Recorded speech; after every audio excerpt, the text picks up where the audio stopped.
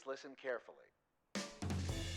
Well, hello, universe, and welcome to the Optimist Daily Update. I'm Christy Jansen. And I'm Summers McKay. And we're part of the team behind the Optimist Daily, making solutions the news.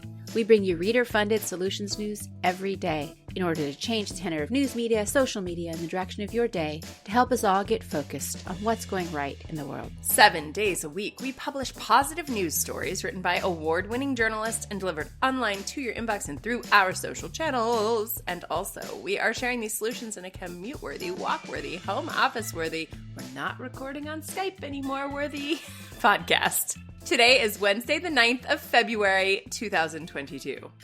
Yes, we have upgraded our technology, haven't we, my friend?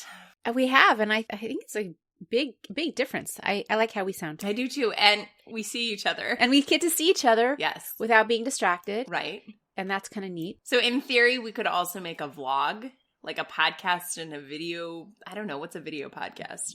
We could just upload these videos of us because people probably want to see our morning hair and that's too much pressure. I can't do that. All right. I mean, maybe once a week I'll like wash my hair and dress up and make my bed, but other than that, it's too much. It's too much pressure. Fine. We will just stay in podcasting. Let's stay in the audioverse. Turns out, Christy, a lot of people really like listening to the Optimist Daily Update, which tickles me every time I look at our numbers. But I am just so grateful for everyone who's listening and everyone who's found us over this last month. Thank you for joining our audience. You guys are amazing. And it's pretty fun. It's fun to be able to share positive solution-based news with you guys because, you know. Should we invite the voice memos? Oh, yes, that's right. So we're going to invite our emissary members to participate in the podcast. You'll be hearing some of our members, I think Sienna Marie might be up first, joining with intros and outros and special editions of the Optimist Daily Update. So yes, we will invite our listeners and our emissary members to participate. If you're interested, send us an email, editorial@optimistdaily.com. We would love to hear your voice and what makes you optimistic in this world. Well, so, Christy, it is hump day. What's making you feel optimistic? Well, I think I'm going to jump right into our stories because we're a little short on time. It's Wednesday. We're busy. I wanted to put a spotlight on this article, which definitely captured my attention, and I feel like it's really good news. The headline reads, "This insulin patch sticks to the inside of your cheek." This is trying to address the real issue of diabetes. Sadly, millions of people in the world have diabetes, and it's a really debilitating disease, or it can be, although it's something that you can totally live with now. According to the CDC, around 6 million people use insulin to help control their blood sugar. And it's a tedious task if you have to inject yourself on a daily basis or multiple times a day. My father actually had diabetes, and he died from complications of it. My husband has diabetes. So this is a disease that I am very familiar with. And a lot of people in our country and in our world are suffering from this. It's one of those lifestyle diseases that, I mean, if we changed our whole culture around food and activity, maybe you can address it. But it's something that many people have and can be a challenge.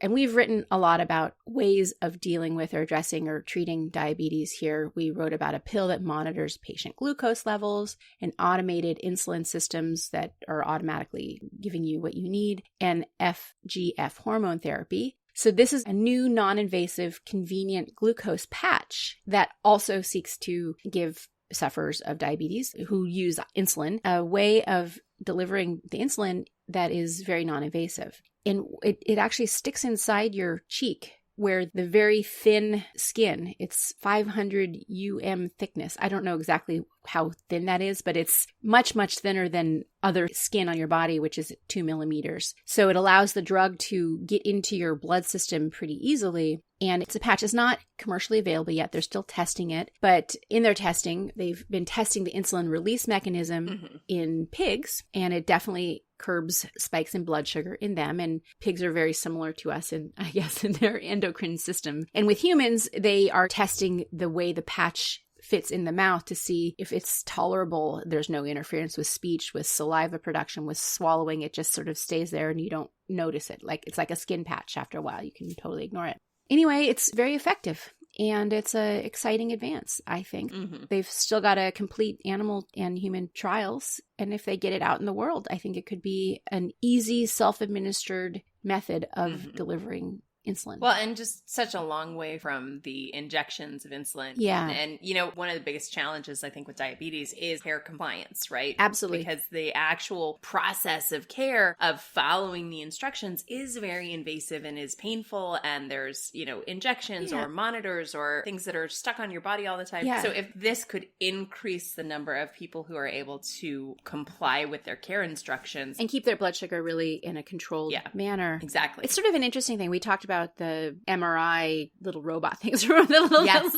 Robot magnet destroyers. Yeah. But these non-invasive treatments, that is sort of the next revolution in medical technology. And this is an example of that, where we are sort of outsourcing some of the natural body processes and trying to bring them back into homeostasis. Yeah. Well, speaking of outsourcing health, I'm also on the health beat today. My headline reads, Canadian doctors are now prescribing patients time in nature.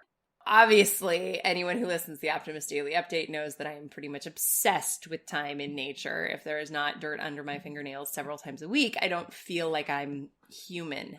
Healthcare providers in 4 Canadian provinces, British Columbia, Saskatchewan, Manitoba, and Ontario, are taking findings seriously and now can actually prescribe time in nature as an official prescription.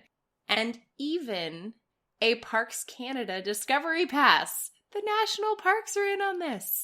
Their patients are receiving this overall health improving prescription through a new prescription program called A Prescription for Nature, PARX. This kind of reminds me, there's a program that was going on here in Santa Barbara, and I think it's in other places, where doctors are prescribing organic fruits and vegetables to patients who have diabetes as part of their treatment. And if you actually give them a prescription, it turns out that people feel more permission to go and prioritize include fresh fruits and vegetables in their diets. Yeah. So this is a very nice, brilliant, kind of simple solution, but makes a huge difference. And also, if you get a prescription for a Discovery Pass, I'm sure insurance will cover it.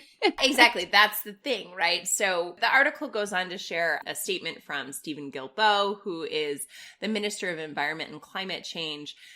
He's quoted as saying, this exciting collaboration with PARX is a breakthrough for how we treat mental and physical health challenges and couldn't come at a better time as we continue to grapple with the impacts of COVID-19 on our daily lives. Now, what I love about this is largely people have gone inside or been restrained during COVID-19, and we know that that is not wellness inducing. So simple things like gardening or taking walks in a local park can be considered nature therapy. However, the more biodiversity, water, sweeping views of green space, the better. They want you to go see the national parks. In partnership with the BC Parks Foundation, they launched PARX in 2020. The Park Pass makes the message even more powerful and easier to follow. The Parks Pass, which costs around $72.25 for an adult, allows entry to all of the national parks. And then there is assistance for those who can't afford it, who are prescribed this. It's pretty exciting. I just think that, reminding people, just as you said, Christy, that going outside is something that we all know we should do. But if a doctor says, here's your prescription and here's your park pass, and guess what? We're giving you free transit to that park, is going to make people more likely to go outside and hike and walk and be spacious. So on top of relieving mental health issues, time in nature also reduces chronic diseases like high blood pressure, diabetes, and lung disease. Mental health is something that I really like to focus on and learn about. So both the high med techs and the very simple solutions together, insulin patches and robots and trees. Christy, what else do we have on today's Optimist Daily? Other headlines from the website today. Do this to stop feeling insecure. These Indigenous women are helping save endangered coral reefs. 4 things to keep in mind to better deal with a difficult interview for all of those who are going out back into the job market trying to change their jobs. And researchers propose sticking images of diseased organs on sugary drinks. drinks. This is another shock value. Yeah. I read this article. It's so interesting because they did a study with parents. Parents are less likely to buy sugary drinks and sugary foods for their kids if there's this kind of graphic warning. Like the rotting lungs on cigarettes. Yeah. Right. So, I mean, if anything we can do to lower our sugar in our diets, I think it's especially for kids who don't have a lot of control over what they eat. Exactly. Anyway, what else is there? Well, there are 3 fun Valentine's Day arts and crafts to do with your kids. I love this article because we have asked the parents at my daughter's school for everybody to volunteer and come do an arts and craft with their kiddo, or, do either read a Valentine's Day story or do something, celebratory next week. So this is a good resource. A new study identifies mosquitoes' favorite colors to feast on. Clearly, it's the color of my skin, and actually the color of my oldest daughter's skin, who is just mosquito fodder. You just smell super sweet. Is your excuse for skipping the gym valid? Find out here. And a genetic study opens up new hope for acne treatment. And you know what? That's another area that has definitely needs some advancement. There are still kids who are going on Accutane, and that is just such a challenging treatment. Moving forward in acne treatment is something that we should definitely be aware of too. So that and much, much more, as always, is available on The Optimist Daily. Thank you for listening to The Optimist Daily Update today. We promise to continue to share positive, solution-based stories with ideas on how you can participate in this changing world and ensure it is changed for the good. We promise to cover the current events with accuracy, legitimate sources, and offer you the information needed most to chart new paths for all of us. Hey, Christy, what do we want people to do? Well, if you are not already, we hope that you would consider becoming an emissary on theoptimistdaily.com and help support reader-funded independent journalism, which is what we are doing, starting at just $5 a month. That way you can help be part of the solution-changing consciousness that addresses our world's biggest challenges with a problem-solving mindset and help us keep The Optimist Daily free for all who need it, supported by those of us who can. We appreciate you being here. We appreciate our emissaries. We look forward to bringing some of your voices onto the podcast in the near future, and we'll be back tomorrow with more solutions. Bye, everybody.